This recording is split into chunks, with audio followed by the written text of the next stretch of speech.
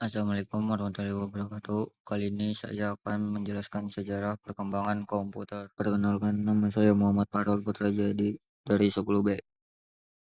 Kali ini saya akan menjelaskan apa itu sejarah perkembangan komputer. Tapi sebelum itu, apa itu komputer? Komputer merupakan perangkat elektronik yang dapat memproses data sesuai dengan instruksi yang diberikan secara sederhana.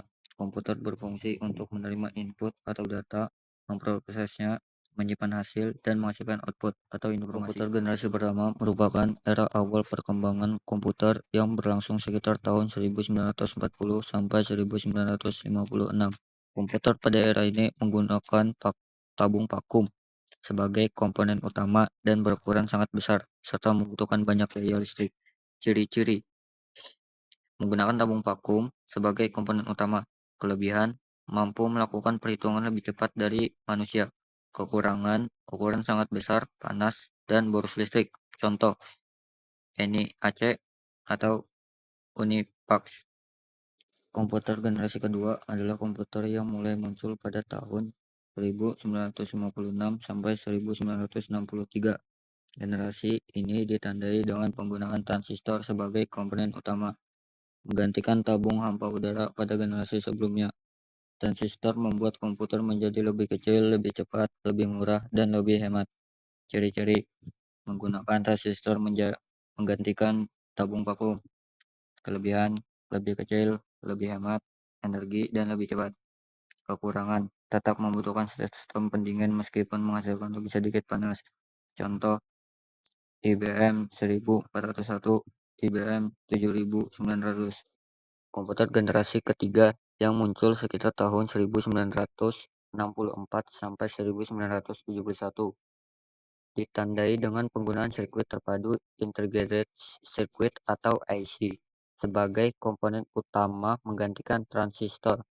Hal ini membuat komputer menjadi lebih kecil, lebih cepat, murah, dan hemat energi. Generasi ketiga juga melihat kemajuan dalam software, sistem operasi, dan kemampuan komunikasi data antar komputer. Ciri-ciri menggunakan IC, kelebihan ukuran lebih kecil lagi, lebih andal, dan pemrosesan lebih cepat. Kekurangan kebutuhan pendingin udara, kesulitan memperbaiki sirkuit terpadu, dan konsumsi daya yang lebih cukup besar meskipun lebih efisien dari transistor. Contoh, IBM System 360.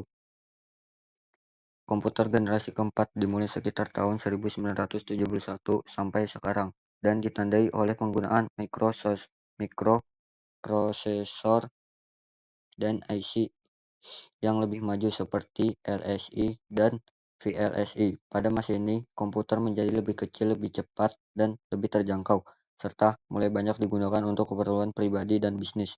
Ciri-ciri menggunakan mikroprosesor. Kelebihan, lebih murah, lebih cepat, dan lebih kecil. Kekurangan, kebutuhan kipas pendingin karena penggunaan chip VLSI yang kompleks, serta terbatasnya teknologi IC di banyak negara.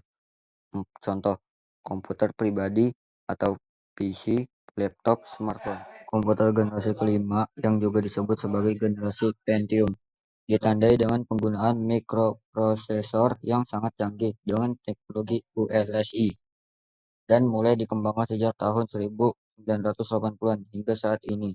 Ciri-ciri berbasis kecerdasan buatan AI, mampu belajar dan mengambil keputusan. Kelebihan, kecepatan dan efisiensi yang lebih tinggi, kapasitas memori yang besar, dan kemampuan pengolahan data yang lebih cepat. Kekurangan, namun kekurangan utamanya meliputi potensi kehilangan pekerjaan akibat AI, kekhawatiran tentang penyalahgunaan AI untuk menghemat AI. Contoh, berbagai jenis laptop yang menggunakan teknologi modern seperti MacBook, Chromebook, dan Ultrabook. Kesimpulan dari penjelasan ini adalah komputer telah berkembang dari alat mekanik sederhana menjadi mesin digital canggih. Setiap generasi membawa perubahan besar, lebih kecil, lebih cepat, lebih pintar, dan lebih dekat dengan manusia.